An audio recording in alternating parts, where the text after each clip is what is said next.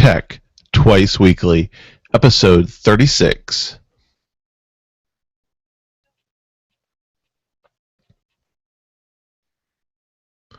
Welcome to Tech Twice Weekly for January 5th, 2015. Happy New Year, everybody. This is your source for the most important technology news stories and discussion every Monday and Thursday evening.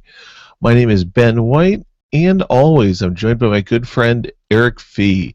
Hey, man, how you doing? Great. Another good day in life of news. Awesome. You survived to the new year. Barely. Had to spend it with my family. Ooh, that's rough. Didn't you just spend Christmas with your family? Isn't that enough? For me, yes. For them, Yeah, I went out with some friends on New Year's, and then drinks and sleep until like 10 a.m. I had a 4-day weekend with the whole New Year's thing. It was pretty amazing. Yeah, I had to be back at work on Friday. Didn't get to enjoy the 4-day. Harsh. It's all right. It was pretty dead, so. Through that. All right, well, enough reminiscing about the new year. It's here, and it's time to jump into our top stories. For some of us, this would be an easy thing to miss, but for the last couple of days, Bing and Yahoo were both experiencing some major issues with connectivity. Tweaktown passes along Reuters' report that this was due to Microsoft pushing an OS update without completely bug checking it first. Microsoft apparently attempted to roll back the faulty patch but failed, which forced them to shut down several servers until the issue was resolved. Once everything was fixed on the back end and connectivity was restored, there were apparently enough people desperately trying to use Bing and Yahoo search that the initial wave of hits crushed the servers again.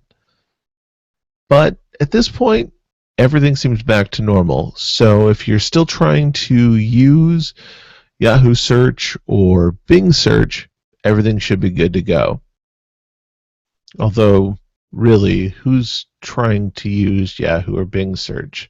I just don't understand the story. Oh well. Extreme Tech is reporting on news that NVIDIA may be getting ready to launch a new mainstream version of their Maxwell CPU in late January. Currently, the Maxwell GPU is only being used in 3 desktop video cards, the low-end GTX 750 Ti and the high-end GTX 970 and 980. But if the rumors are true, we may soon be seeing the GTX 970 debut on the market. Some of the rumors indicate that the GTX 960, the 960 debuting on the market, would have 2 gigabytes of RAM, while others speculate the possibility of seeing the card release with 4 gigabytes of memory. Time will tell, but either way, this could be the next hot budget video card to hit the market. Remember a few years back when hard drive prices started dropping like rocks? Well, experts are beginning to say that flash will become a lower cost media than spinning disks for almost all storage by 2016. This may mean that 2015 could be the year of the SSD. If you're somehow not yet familiar with SSD hard drives, they are the easiest way to speed up an aging computer and to reduce OS boot times significantly, as you don't have to wait for a spinning disk to spin up. However, their biggest issue has always been that storage size comes at an exorbitant price. 1 terabyte spinning disk hard drive can easily be found for under $100, while the same sized SSD comes in at over $3,000. That said, Tweaktown is reporting, however, that due to the SSD technology continuing to advance, we should begin to finally see these prices begin to fall. Now, I know we talked a little about this before the show, Eric. You sound not so confident in this prediction. Well, like we were talking about before, we've seen some SSDs rivaling prices of other similarly sized hard disks. But if you go to Newegg or any website for consumers and look around the hard disks, lower lower capacity disk drives are significantly more expensive per gigabyte, and that may be because of the low volume, the low demand, both. Either way, the problem is that until they can rival like 1 and 2 terabyte drives in price per gigabyte, I don't really think that you can call that price parity. And seeing a 250 gigabyte or something SSD for $30, that'd be great. But I don't see that happening by the end of the year.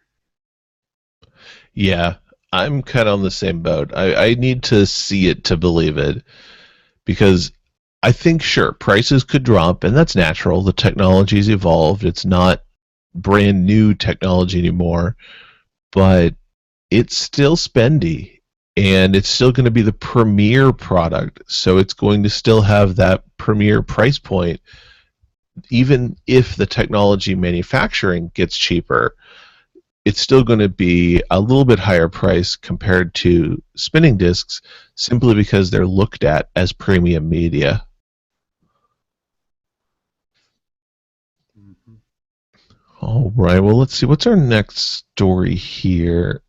PC World is reporting on Google publicly disclosing a bug they discovered in Windows 8.1.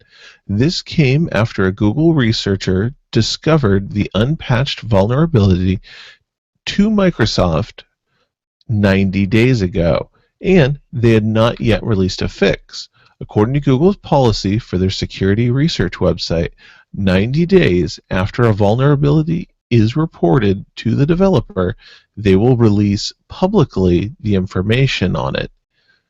And this is intended to be a fair move. They want to make the public aware so industry professionals, IT professionals can take measures to secure their systems if necessary. But there's some controversy here. This vulnerability allows someone to gain administrator access to a Windows 8.1 system in some very specific circumstances. And while Microsoft has said that they are working on a fix, when one hadn't been released within Google's 90-day time frame, they announced that the vulnerability went public. And the controversy here is whether or not Google should be so automated about this process and if there should be some oversight given that Microsoft had confirmed a fix was in development even if it wasn't ready yet. I think it's up for debate, but Google has made it clear that they're listening to feedback and they will continue to evaluate this process to determine if it's appropriate and if changes need to be made. In more Google news, Torrent Freak passes along news that Google was asked by copyright holders to remove more than 345 million allegedly infringing links from their search results in 2014, a 75% increase from 2013. Looking back to 2008, Google reported only a few dozen requests for links to be removed. Keep in mind, however, that while most of these requests were honored, Google did push back on some requests by taking no action when they determined links are non-infringing or if a link has been removed previously. Unsurprisingly, the majority of the link removal requests were from the domains forshared.com, rapidgator.net, and uploaded.net. These accounted for over 5 million of the requests collectively.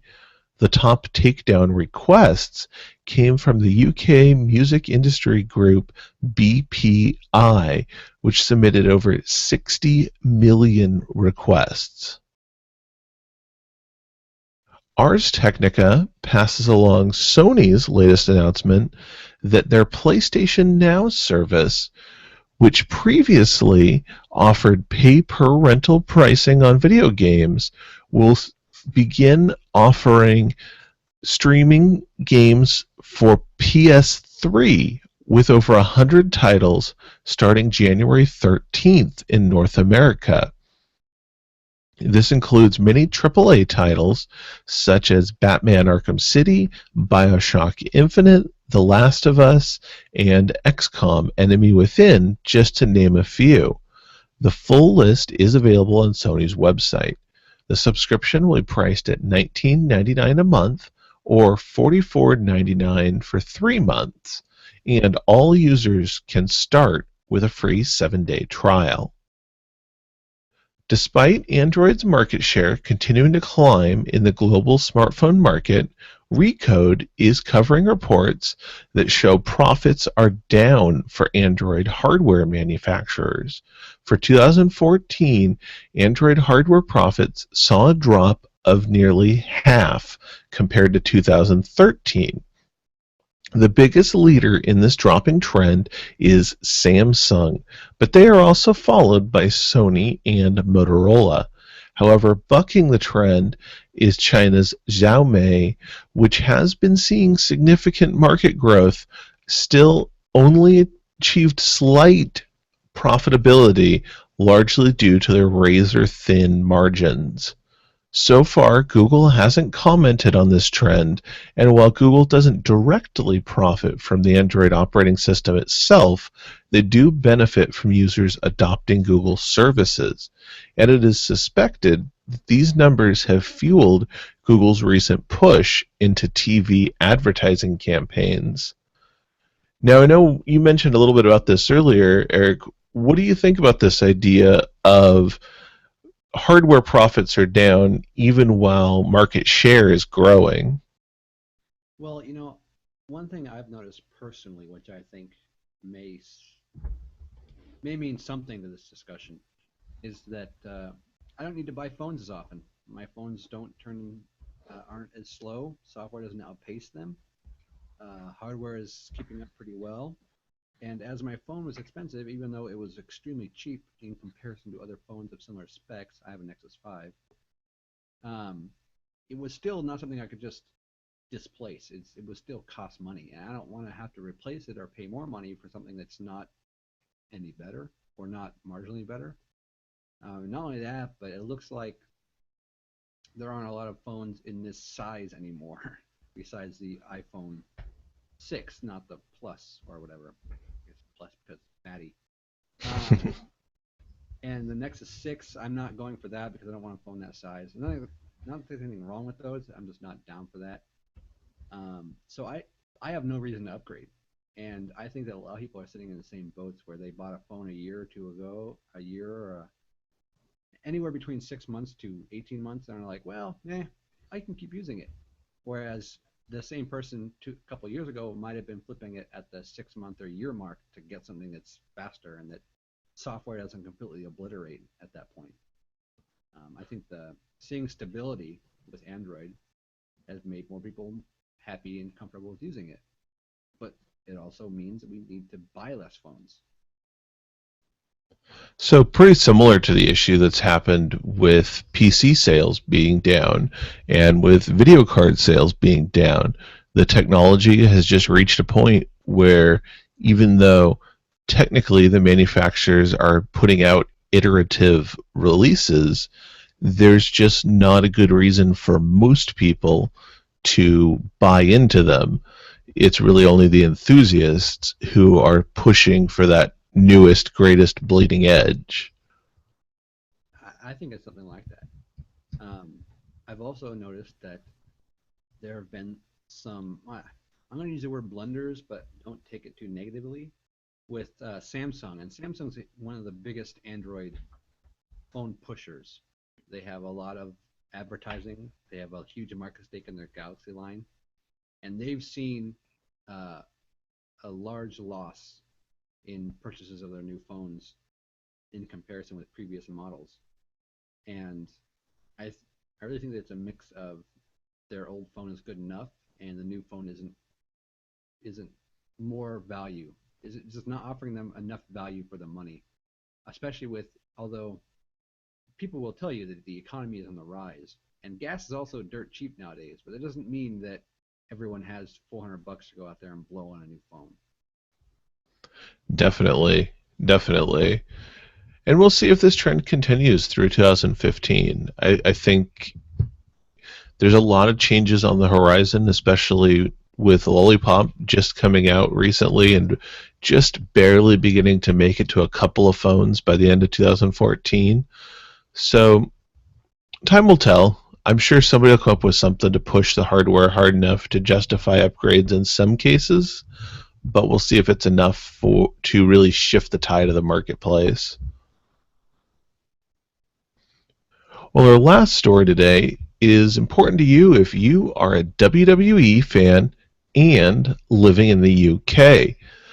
In that case, you'd be interested in knowing that WWE Entertainment, that's redundant, it's not an ATM machine, WWE is finally going to be launching their online streaming service across the pond. Engadget passes along the details that WWE has resumed their plans to launch their online streaming network in the UK after abandoning its original launch last November.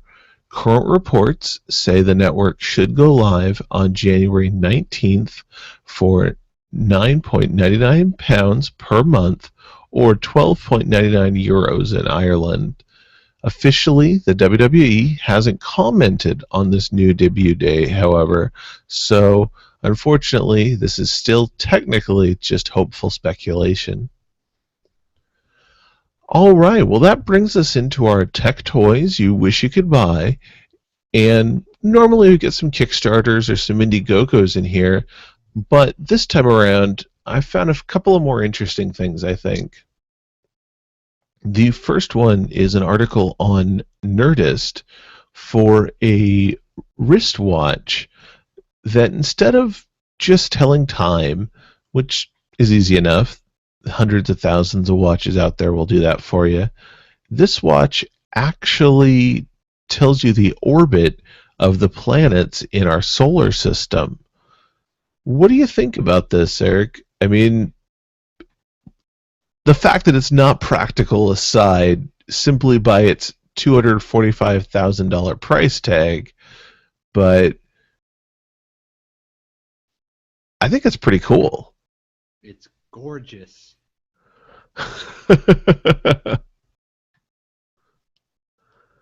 Only I was rich and had nothing more to buy in my life. Right, right. I could buy two BMWs, probably 3 or 4 BMWs, or this one watch. Yeah, I could buy like 3 Porsches or that watch. Yeah, this watch, and I definitely encourage you, grab the link in our show notes for this one because I've got some really great images of it. And I'm going to try and describe it here. I know I'm not going to do it justice, but the watch itself has 396 moving pieces that show all of our solar system's visible planets moving around the watch face in real time. And it accurately features the rotation of Earth and 5 other visible planets. Mercury takes 88 days to rotate, Venus takes 224 days, Earth, of course, takes 365 days, Mars in 687 days, Jupiter takes 12 years, and Saturn 29 years, because that's how long it actually takes those planets to rotate. I'm not sure I've ever used anything for 29 years. I mean, obviously, I'm not 29, I guess, but I can't imagine anything that I've Never used used, your own body for 29 years. right? I mean, if somebody buys this, if money's no object for you, if Notch bought this instead of a house in the Beverly Hills, Candy room. does it bother you that his house in the Beverly Hills, which is the most expensive house ever sold in the Beverly Hills, is just about the same cost as this watch? Yes, that bothers me a lot. What a cheap house.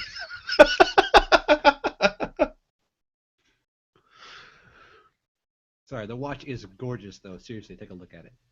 Yeah. Oh, and if all those time relevant details weren't enough, it also has a shooting star that rotates around the outmost area of the face to actually tell you the time on planet Earth. Yeah.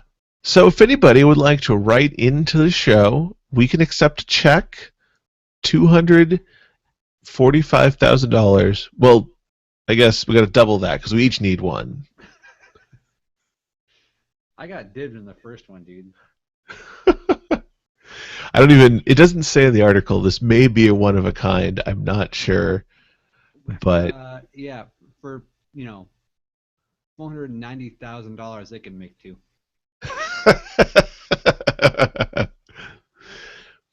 now the second one here. This one's a little more realistic. This is much more likely to get into a couple people's hands.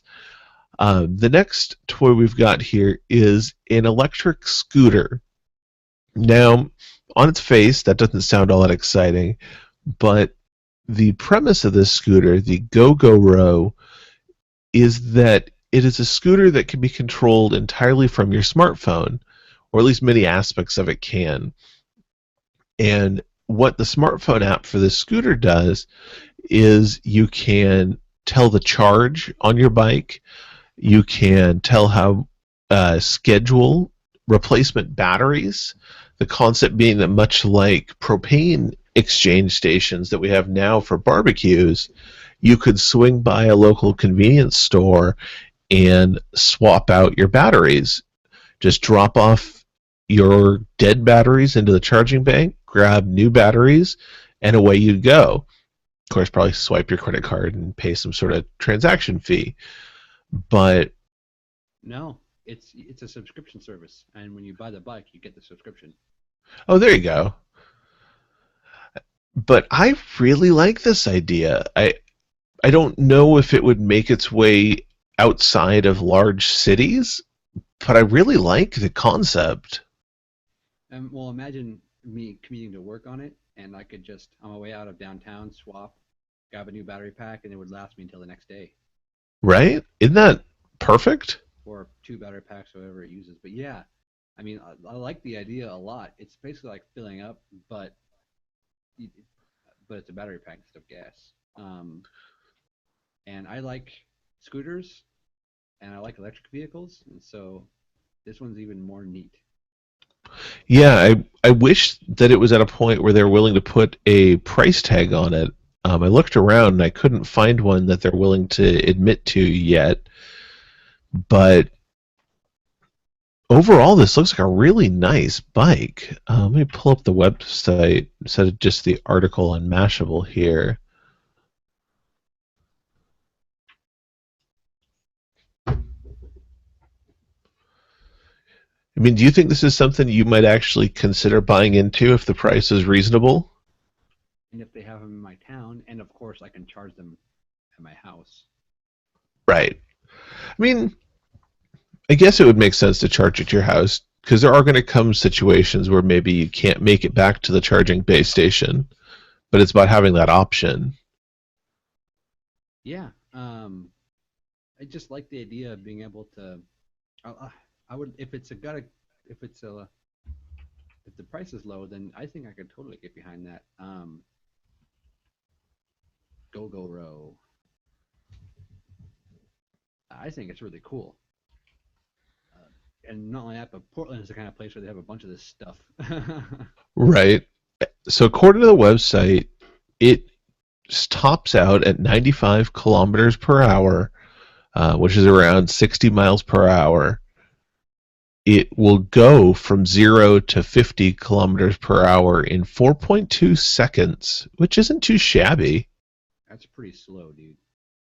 Well, but for an electric scooter, it's not a motorcycle, it's just a scooter. That's still pretty slow, but that's okay.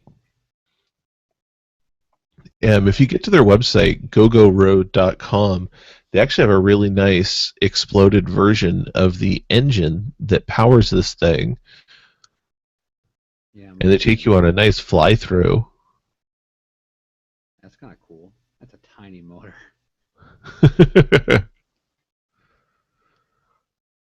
But yeah, no, I totally dig this thing, man. It's groovy. It takes racing grade carbon composite belts engineered to harness our motor's torque. Yeah, all like 15 foot-pounds of it.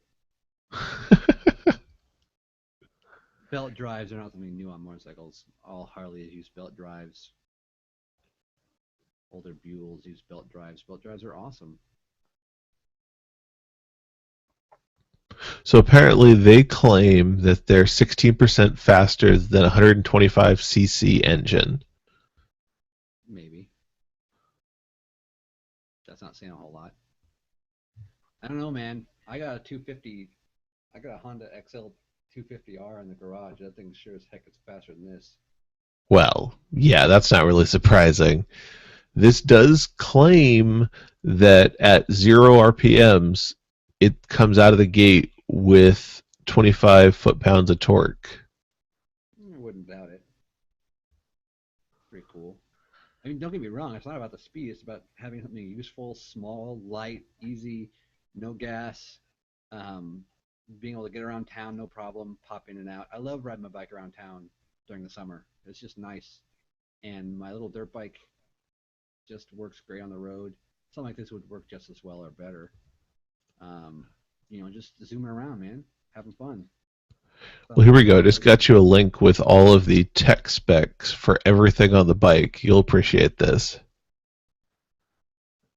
It's got the drivetrain, Sweet. What's performance it run? numbers.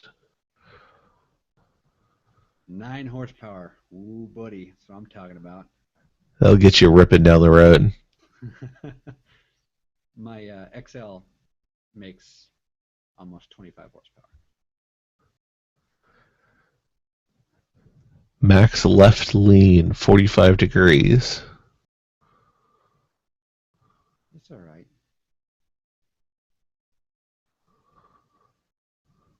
Neat. So they say you can get about 60 miles if you're going at 40 kilometers an hour. Well, I mean, that's a lot of city driving, and you won't waste any gas. You won't waste any fuel or energy while you're sitting still. Right? You won't waste a bunch of fuel crawling along. If you'll kind of put around, it'd be great to get down to work and back and basically cost almost nothing. Yeah, this is something I'm going to sign up to learn more about because if this ends up coming out and it's only a couple $1,000s, I would buy in, Dude, you could pop down to town and back on that thing. right? Especially in my area, I could get to the grocery store, I could go down and visit you and come back. I mean, that's not more than 60 miles away. Not even close. Well, we'll have a link to this in the show notes if you want to sign up. They've got a mailing list where they will pass along more information once they make it available. It's pretty cool. And if it's available in my area, I'm gonna have to seriously consider it. Right? I mean, the big question is the bike's going to be one cost and the subscription's going to be another cost. Right. So if it's not like, it all depends. Insurance will probably be cheap. So like if it doesn't go above your normal, if it doesn't cost more with insurance and subscription than what it would cost for just another bike and insurance, then it might be a good deal. Now, if they're really smart, they would roll the subscription into a subscribe to own package where I can just pay one fee for an extended number of months. And at the end of so long, I own the bike and my price drops down just to cover batteries. Well, when Saudi Arabia jacks up their oil price again, it's cost me $7 a gallon. It's gonna look a whole lot more attractive too. I tell you what. Ain't that the truth? And it's not a bad bike. It's got some storage in the back and everything, so you could easily go fit a light grocery trip.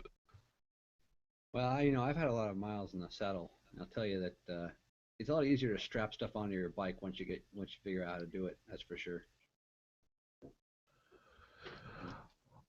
All right. Well, enough discussing toys that we can't actually buy. We've got two discussion stories to get to, and one of them is a little off the wall, and the other one I know you're definitely going to have some opinions on.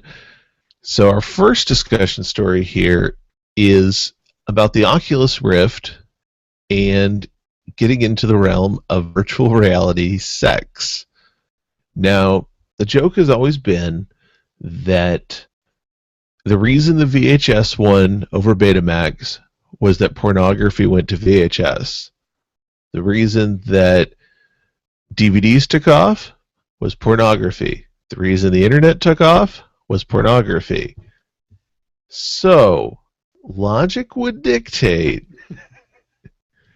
History has shown that if there's a market for virtual reality sex that the pornography industry can profit on, the Oculus Rift might actually be here to stay. Just give me my Marilyn Monroe bot. Joke from Futurama. Go watch Futurama. I don't know. That's pretty tall order. But a lot of people are scoffing and they're saying, "Well, that's sick and depraved and hilarious." But all I can say is, once you can order it anonymously off the internet and have it delivered to your home, never see the light of day again. Well, we will see. Right, right. I mean, Um, everyone pays for internet to come into their house. You owe privately surfing that internet to view whatever content you want. That's between you and your ISP. no, it's not. It's between me and my computer. My SP should just be neutral. Well, what should be and what is are two different stories and a subject for another discussion. I know, right? Um, That's what VPNs are for. well, I'll say this: that uh, I've seen this. I've seen those low job machines. Even the one that was on Kickstarter. Can't remember what it was called, but that was cool, I guess. And I mean, vibrators have been out for a long time, including remote control ones. So nothing new about that. It's only a matter of time until there's a very sophisticated network of virtual boning going on. Hey, just think about it. It'll be the next level for what's that virtual reality game? Second Life. Second Life. Second Life will be all over this. Hey, they've already been doing VR sex for a while. It just hasn't been as immersive. Right? No, it'll have a whole new, really creepy component. It's already really creepy, dude. You've been there. No, no, I can safely say, thankfully say, I have never strolled into Second Life. Nothing against anybody who plays Second Life. I know there's a lot of very casual, fun-loving people on there. Unfortunately, the oddballs and deviants are the ones who get showcased anytime someone brings up Second Life. Nothing wrong with the deviants, man. It's online. You can't get safer than sex if it's online. As long as both parties are consenting, anyways. You just have to wrap your Ethernet cable in plastic wrap first, right? Something like that. You won't get your viruses that way. I don't know. It's an interesting conjecture you got going on there, and I totally see it coming to pass. Now, I mean, it's fair to say the Oculus Rift as a technology may not be the device that ends up delivering, but I think if this angle takes off, the Oculus Rift or some other more perfected virtual reality concept could actually be something marketable. I think the Oculus Rift is going to be great. I mean, it's touted mostly as a video game type of immersion interface, but I mean, I think the Oculus Rift is going to change how we use computers, how we use dedicated computers uh, in a lot of ways. I'm always reminded of the the scene from the second Matrix movie where the Nebuchadnezzar is going into Zion, and you have those people in the construct program basically like operating virtual computers to manage the gates and the internal hardware on the Zion systems. And when I first saw the Oculus Rift, that's what it reminded me of. Was those like the virtual interfaces that they had in the construct program from the Matrix 2. And I'm really thinking that it may add new and interesting avenues to computing as we know it, including those that involve virtual copulation. That's, yeah, I can see it. I mean, that would make sense as an evolution. It could be very interesting, but I'm not, holding my breath. Right, right. Well, moving on to our second discussion, and this is the one that I knew you're going to be a little opinionated on. It is from, grab the link here, from Wired. And Wired is passing along a report on the U.S. patent system being so broken because almost no patented discoveries ever get used. I know you and I have talked about the patent system in the past. I mean, do you Yeah, think that's a true statement that the U.S. patent system is broken? Let's start there. it definitely is totally broken. And what patents were made to do originally, they did very well. But now that intellectual property is a thing and you can patent it, it's become whacked. Um, I'm not necessarily saying that the idea of intellectual property or the idea of patenting intellectual property is necessarily wrong, but because I mean, we need a way to protect our time and resource investments. When you have a programmer or a bunch of programmers or a whole team, a whole company dedicated to designing and creating a virtual construct, a computer program, or whatever, a system, you need a way of protecting your investments so someone can't just decompile it, change a couple things, and all of a sudden offer a competing program. You need certain ways to make sure that what you're doing you get compensated for. The problem is most patents are bogus. The vast majority of patents are completely bogus. They're either they've got pre-existing art up the wazoo and they were given the patent anyways, and they use it as a weapon. Something that most people don't know is that you basically can get a patent for anything you want, and your patent is completely meaningless until you defend it in court. That's the first thing. Until a patent is defended in court, it is completely meaningless. If you have a patent on something, you have to sue someone and win for your patent to be worth anything. Otherwise, it's just a piece of paper. Another problem is that the violation of patents is a very weird thing. As a programmer myself, I can't read about patents, specific patents, because if I read about them and then if I violate that patent in the pursuit of my job, which everyone does, we just don't know it because of willing ignorance. If it can be proven in a court of law that I uh, willfully disregard a patent in pursuit of creating an intellectual property for my company, then that's a criminal offense that I am liable for and that my company is also liable for. So,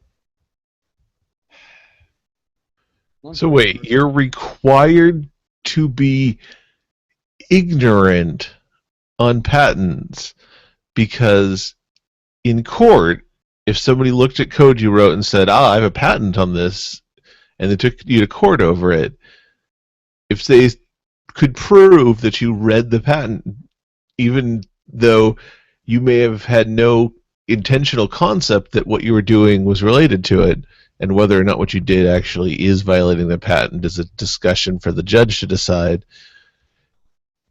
It gives them evidence against you because you're educated. yes,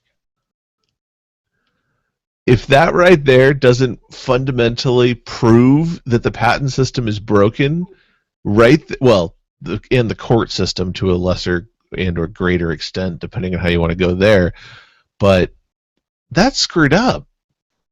Yeah. You're better off not knowing than knowing. Oh yeah, totally. I just can't do certain research or look up certain things, because if I do and I violate it, I'm screwed. If I violate it not knowingly, well, then that's a royalty or compensation or cease and desist action right there. That's not as big of a deal, and companies do it all the time, and they're wrapped up in legislation all the time over it. Um, I'm not sure what to do to fix it. I didn't read the whole article. I'm sorry. I'm a bad person.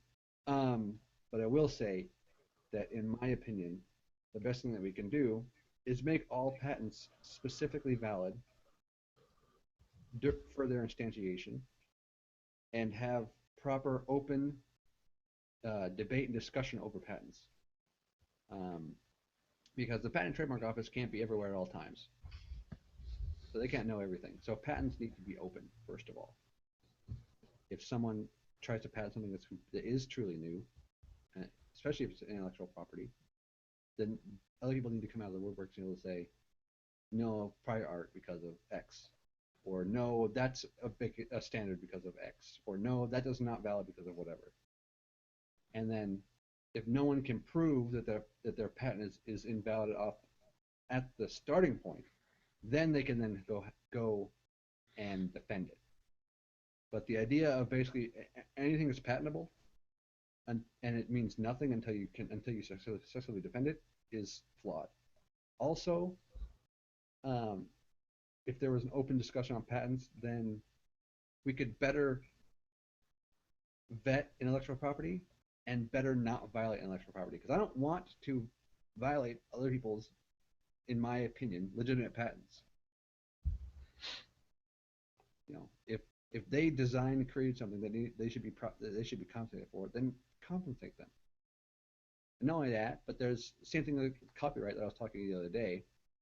Was if a patent is not used, like if a company patents something and then doesn't use it to build something, that patent needs to be dissolved. Because there's no reason why a company, let's say me for example, why I should be able to patent a way to build a wheel and then never build a wheel with that patent. Just sue everyone else who builds wheels.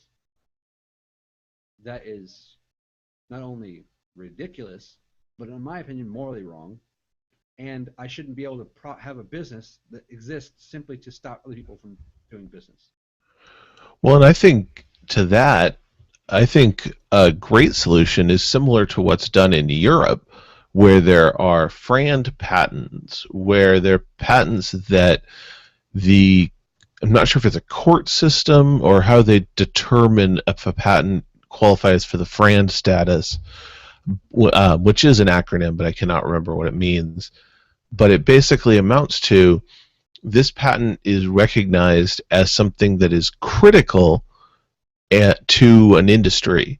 You cannot function in this industry without using this patent that you hold, and therefore you are obligated to make fair and reasonable terms for others to license it. And I think a middle ground between disallowing inactive patents and the current situation where you just sit on your patent is requiring patent holders who have a patent that they are not actively using to license that patent to anyone who wants to use it for fair and reasonable terms. And those can be more defined, of course, once an actual law would be drafted. But I think making it a requirement that if you're not going to use your patent, you at least have to be willing to license that patent to others could be a step in the right direction to fixing some of these issues. Agreed. Because it's perfectly reasonable to want to profit on your patent. You had the idea. There's some credit that's due there. But you should not be able to stifle innovation because you happen to think of that idea first, even if you have no plans on actually using it in production of any way. Agreed. Unfortunately, nobody's asked you or me how to run the country yet. There's still time. Remember, if you want to promote us into some form of office, feedback at techtwiceweekly.com. There we go. I like it. And with that segue, we probably should draw this show to a close. Our first episode of 2015, nearly in the bag. It is late where I'm at right now, and I want to go eat food. Yes, yes. All right, everybody. Well, we will be back Thursday, getting back in the groove of things. And if you want to find us, techtwiceweekly.com. We've got the RSS feed up there, links to iTunes, Blueberry, Stitcher, all your favorite places podcasts are found. We're also, of course, on Twitter at techtwiceweekly, or like Eric said, you can hit us up by email, feedback at techtwiceweekly.com. Love to hear from everybody. And if you can, jump on iTunes and give us a review, or jump on Stitcher and hit us up with a review. I'd really appreciate that. It helps us get popularized in the search rankings, and it lets those networks know that you're listening, that people actually listen to us, which would be really great. So thank you, everybody, for tuning in. We will see you Thursday.